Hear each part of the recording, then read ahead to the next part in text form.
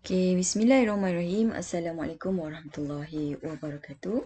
Okay, pada hari ini kita teruskan sesi pembelajaran kita untuk mata pelajaran KH, Kemahiran Hidup. Jadi untuk kelas awak ni, kita akan belajar tentang kelas awak ni ambil kemahiran. Jadi kita akan fokus tentang pembuatan roti.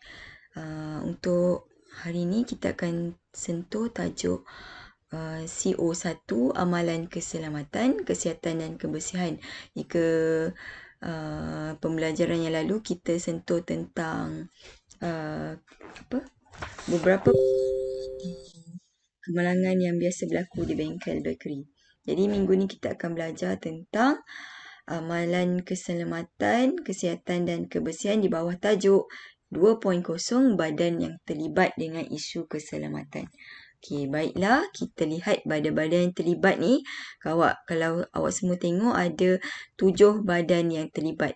Yang pertama OSHA, yang kedua Jabatan Bomba dan Penyelamat, yang ketiga HACCP, yang keempat Akta Kualiti dan Keselamatan Alam Sekitar, yang kelima Jabatan Pengurusan Sisa dan Pepejal, yang keenam Jabatan Keselamatan dan Kesihatan Pekerja, dan yang ketujuh Kualiti Persekitaran Buangan Terjadual.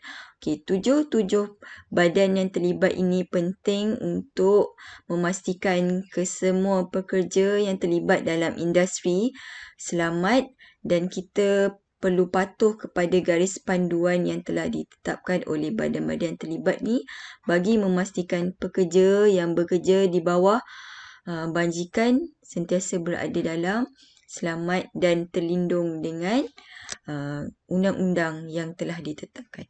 Okey, baiklah.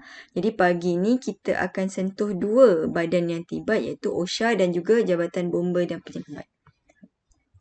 Okey, kalau awak semua lihat OSHA ni, apa dia OSHA? OSHA ni stand untuk bahasa Inggeris OSHA.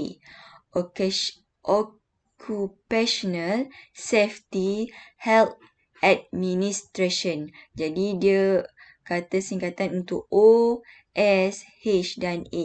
Dalam bahasa Melayunya, Pentadbiran Pekerjaan, Keselamatan dan Kesihatan.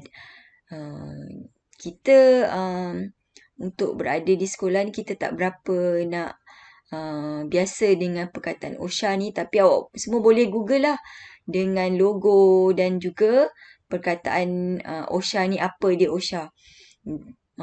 Nanti bila awak dah bekerja, nanti awak akan biasalah dengan perkataan ni. OSHA ni apa?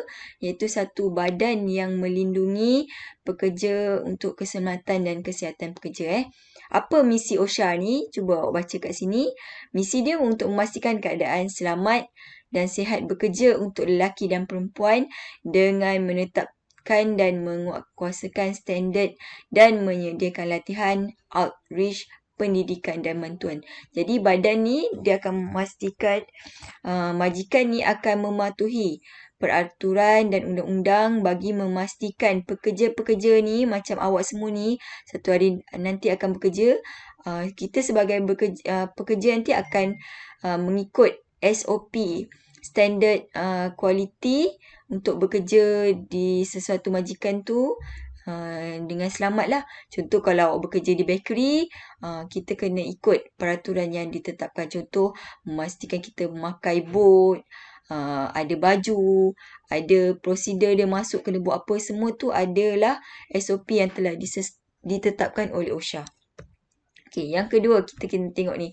Piawai OSHA ni apa dia? Badan ini menerangkan kaedah yang majikan perlu lakukan untuk melindungi pekerja dari bahaya. Contohnya, menyediakan perlindungan jatuh. Kalau jatuh, majikan kena buat apa tindakan majikan kena buat jika pekerja dia jatuh, pekerja dia terkena penyakit berjangkit.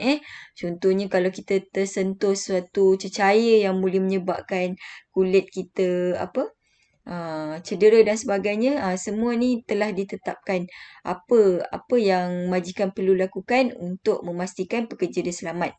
Okey, dan juga kalau dekat tempat kita bekerja tu mungkin perlu ada alat kebakaran api, peta kebakaran. Okey, SOP-SOP ataupun langkah-langkah yang kita perlu ikut jika kita nak pekerja-pekerja yang berada di satu tempat tu selamat. Okey. Seterusnya, mencegah penyakit berjangkit, memastikan pekerja selamat memasuki ruang ruang bekerja. Mengelak pendarahan pada bahan-bahan berbahaya seperti asbestos, seperti cecair, seperti apalah bahan-bahan yang berbahaya di satu tempat tu. Meletakkan pengawal mesin. Mesin ni pun penting tau. Kita kena tahu apa dia punya fungsi dia. Kalau kita tak tahu, kita tak boleh berada di kawasan mesin tersebut. Seterusnya menyediakan alat pernafasan atau peralatan keselamatan yang lain. Menyediakan latihan untuk pekerja yang berbahaya. Maksudnya kalau kita bekerja satu tempat tu, kita perlu tahu langkah-langkah yang penting untuk kita ikut jika kita ingin bekerja satu tempat. Ini OSHA. Yang kedua kita sentuh tentang operasi bomba dan penyelamat. Operasi bomba dan penyelamat ni juga penting. Bomba dan penyelamat ni penting untuk memastikan satu tempat kita bekerja atau tempat kita buat satu kerja itu selamat. Bomba ni akan memastikan, dia akan check dia akan masuk ke ruang-ruang tempat bekerja, dia akan lihat perkara-perkara yang perlu untuk sesebuah majikan itu ikut bagi memastikan pekerja-pekerjanya bekerja dalam keadaan selamat. Apa itu bomba? Bomba adalah satu agensi yang memastikan semua berada dalam keadaan yang selamat lah. Objektif dia satu je, melindungi nyawa dan harta benda daripada kebakaran berdasarkan peruntukan undang-undang dengan cekap, berkesan dan sistematik. Di bawah Akta 1988 Perkhidmatan Bomba.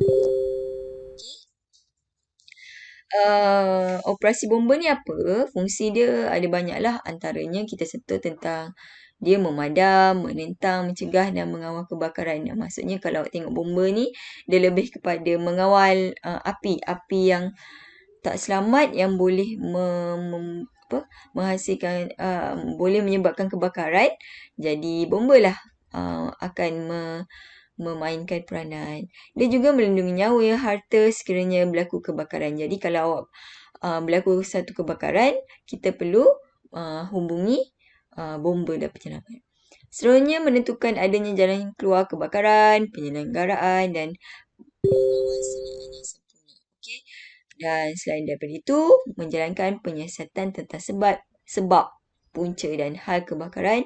Dan akhir sekali melaksanakan khidmat kemanusiaan termasuk perlindungan nyawa, harta semasa berlakunya apa-apa bencana.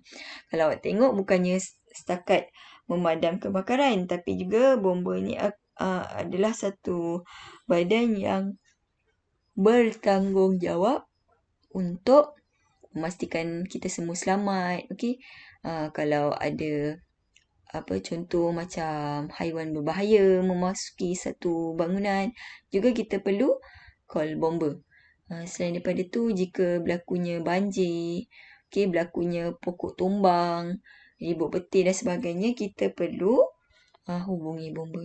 Jadi saya harap awak semua fahamlah tentang dua fungsi utama badan yang terlibat dengan keselamatan dan kesihatan dalam sesuatu tempat kita bekerja. Itu saja untuk hari ini. Jadi sekian, terima kasih.